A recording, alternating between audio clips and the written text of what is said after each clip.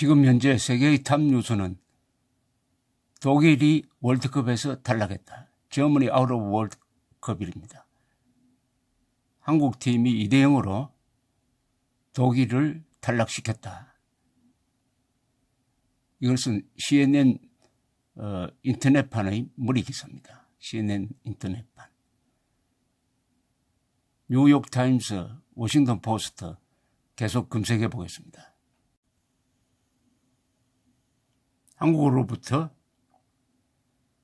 창피한 패배를 당한 독일이 월드컵에서 탈락하다, 이렇게 되어 있습니다. CNN의 뉴스 본문 제목이 이렇습니다. BBC 뉴스는 어떻게 전하고 있을까요? 마찬가지입니다. 독일이 탈락했다는 게 탑 뉴스입니다. 독일이 2008년 월드컵에서 낙아웃 당하다, KO 당하다, 제목이 이렇습니다. 지금 현재 28일 새벽 현재 한국이 2대0으로 디펜딩 챔피언 독일팀을 꺾은 게 세계 뉴스입니다. 한국팀은 역시 당하면 강해지는 모양입니다. 뉴욕타임스도 독일이 한국의 짐으로서 월드컵에서 탈락했다라고 이렇게 일면 기사로 보도를 하고 있습니다. 인터넷판입니다. 뉴욕타임스 인터넷판입니다.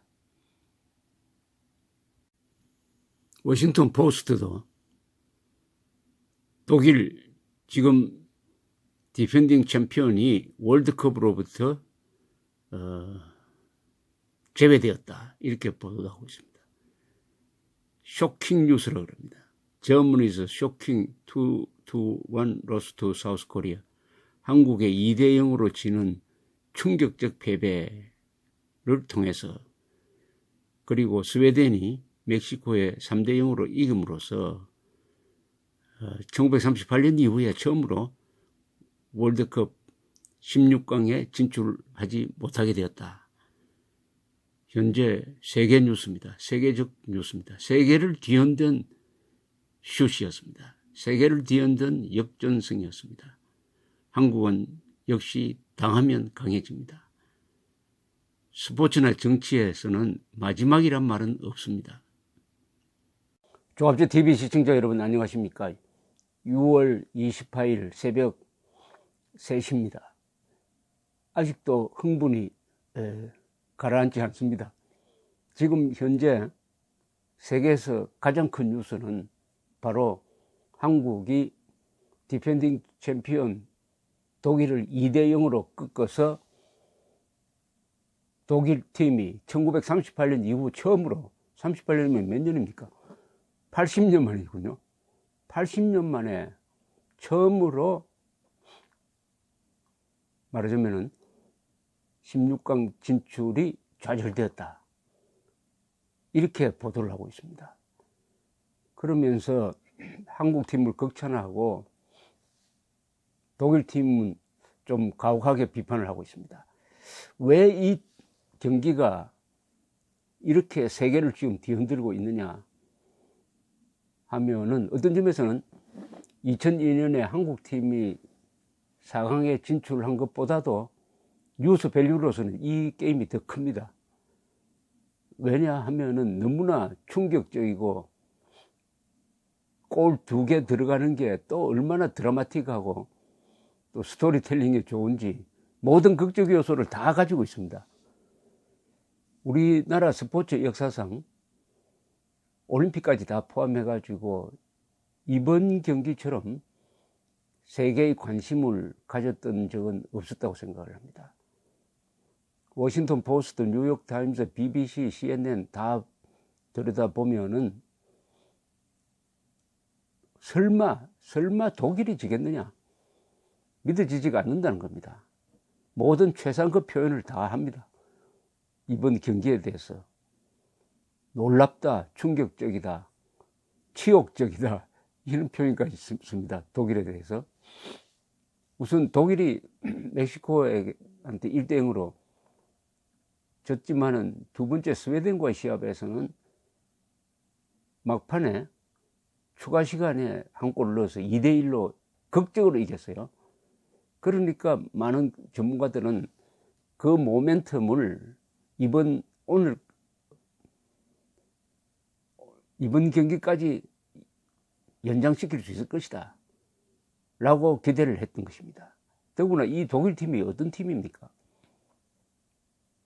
2014년으로 시계반으로 좀 뒤로 하면은 그때 준결승에서 그 막강한 브라질을 7대1로 깬 팀 아닙니까? 그리고 아르헨티나를 1대0으로 깨서 우승을 했습니다.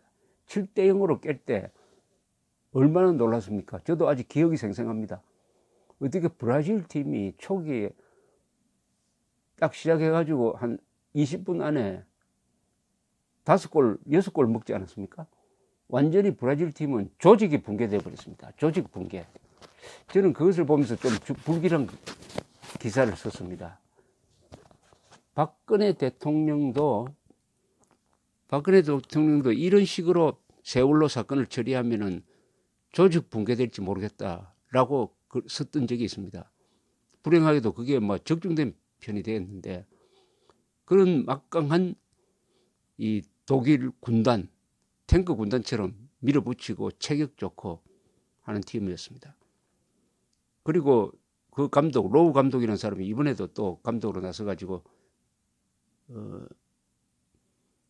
브라질이 50년대, 60년대에 걸쳐서 연속 우승을 한 적이 있습니다. 월드컵에서. 그 이후에 처음으로 이번에는 독일이 우승할 것이다. 또 랭킹도 1위 아닙니까, 지금? 그리고 한국은 지금 세계 랭킹이 50 몇 등이죠. 아마 57등일 겁니다. 도저히 질 수 없다. 독일이 도저히 질 수 없다. 또 뭐 그 사이에 2014년 이후에도 독일 팀이 계속 베스트 컨디션을 유지해 왔습니다. 그런데 오늘 이 통계를 봐도 또 절대 질 수가 없어요. 이 통계가 있습니다. 어떤 통계냐 하면은 골을 보유한 시간, 한국이 26%, 독일은 74%였어요. 독일이 우리보다 2.5배 더 공을 오래 가지고 있었습니다. 슛은 독일이 28번을 했고요. 한국은 12번을 했습니다. 유효슛이 문제죠. 독일은 유효슛이 6개밖에 안 되는데 이걸 다 골키퍼가 아주 초인적으로 막아냈습니다. 한국은 유효슛이 5개인데 2개가 들어갔죠. 그리고 코너킥도 브라질이 아닙니다. 독일이 9번을 했습니다. 우리는 3번밖에 못했어요. 파울은 또 우리가 16번이나 했습니다. 독일은 7번. 모든 통계를 봐서도 우리가 도저히 2대0으로 이긴다는 것은 상상도 할 수 없었는데, 이런 기적이 일어난 것은 무엇보다도 조현우 골키퍼의 아주 신들린 듯한 방어였습니다. 그 이외에 손흥민의 리더십, 김명권의 차는 그 골, 뭐 등등, 성공할 때는 영웅들이 많아지는 법입니다. 그런데 이 언론 보도에서 이 특기할 만한 것은 독일을 좀 비판을 할 때 이 골 문전 결정력이 약했다는 비판을 합니다. 문전까지 골을 가져오는데 슛이 다 안 맞았다. 그걸 우리나라에서는 흔히 그걸 골 결정력이라고 그러는데, 독일이 골 결정력이 형편없다고 막 비판을 합니다. 골 결정력이 없는 팀이 아닌데 왜 이렇게 됐느냐? 아마 스트레스를 많이 받은 것 같아요. 왜냐하면 비슷한 시간에 멕시코, 스웨덴 이루어지고 있었어요.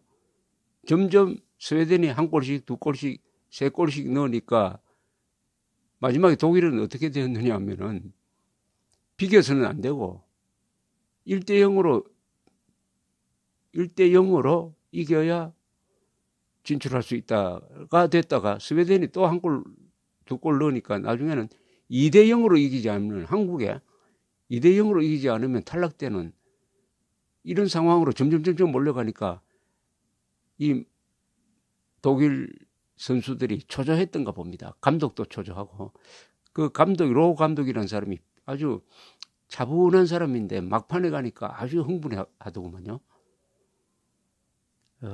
이걸 그래서 이 뉴욕 타임즈는 이렇게 이야기를 합니다.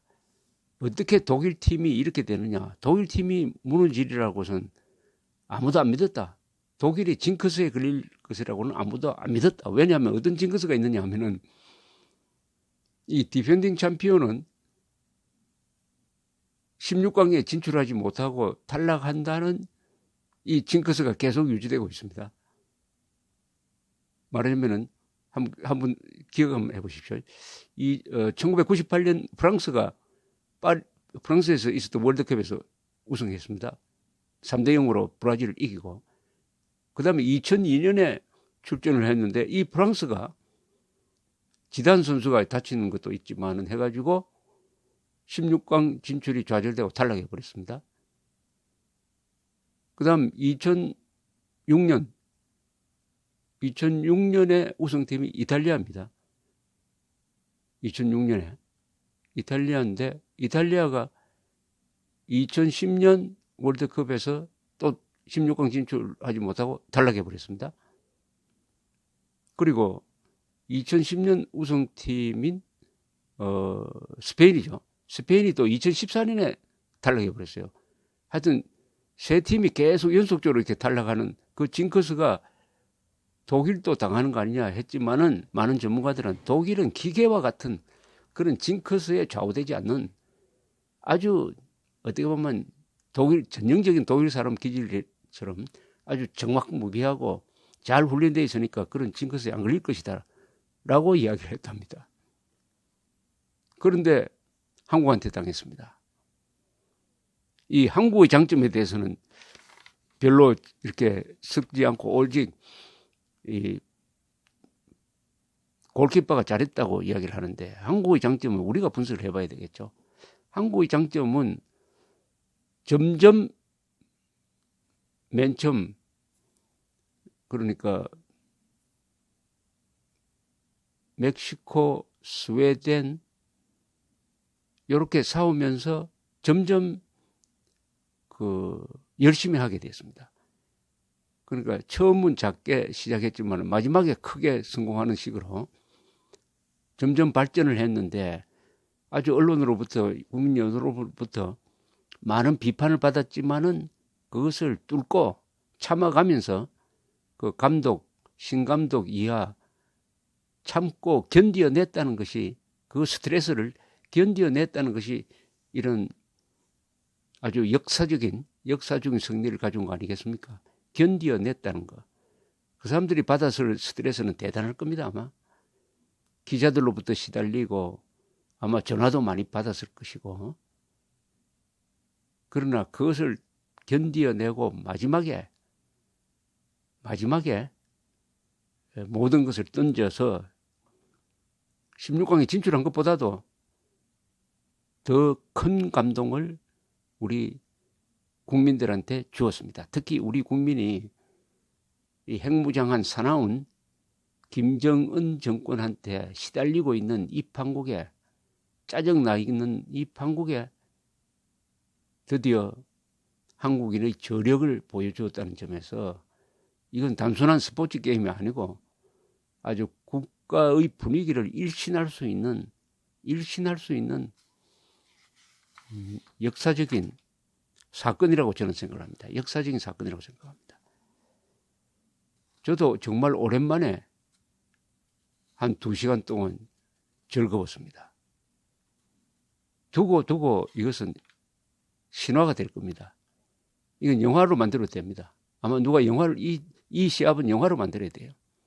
영화를 만들어야 됩니다. 스포츠에서 가장 기분 좋은 게 역전성입니다. 많은 사람들이 기대를 꺾고 근데 이것은 확률상 아마 100대 1 정도 됐을 겁니다. 2대 0으로, 글쎄요. 누가 그 계산해 봤는지 모르지만 한국이 2대 0으로 이긴 확률은 아마 100분의 1도 안 됐을 겁니다. 아마 오늘 도박 한 사람들이 많을 텐데 그 결과가 아주 흥미롭습니다. 한국 이긴다고 돈 걸었던 사람들 아마 부자 됐을 것 같아요. 정치도, 역사도, 스포츠도 버티어내는 사람이 이깁니다. 버티어내는 사람이 결국은 마지막 승자가 됩니다. 버티어내는 겁니다. 그럼 어떻게 버티어내느냐? 희망을 만들어서 버티어내야 안 되겠습니까? 희망을 만들어서. 그래서 항상 사람은 낙관적일 필요가 있습니다. 낙관적, 좀 무모할 정도로도 낙관적일 필요가 있다. 실망하면은 그것으로 끝입니다. 지금 특히 한국의 이 우파라고 불리는 사람들, 자유민주주의 세력이 지금 실망을 많이 하고 있는데 이번 이 축구를 보고 우리가 정신을 차립시다. 견디면 됩니다. 견디면서 준비하면 됩니다. 그날은 반드시 올 것입니다. 찬스는 반드시 올 것이고 김정은 세력은 반드시 실수를 하게 될 것입니다. 그 막강한 독일도 초조하니까 결국 실수를 해가지고 2골을 추가 시간대에 먹고 말았습니다. 우리 팀의 감투정신에 경의를 표합니다. 감사합니다.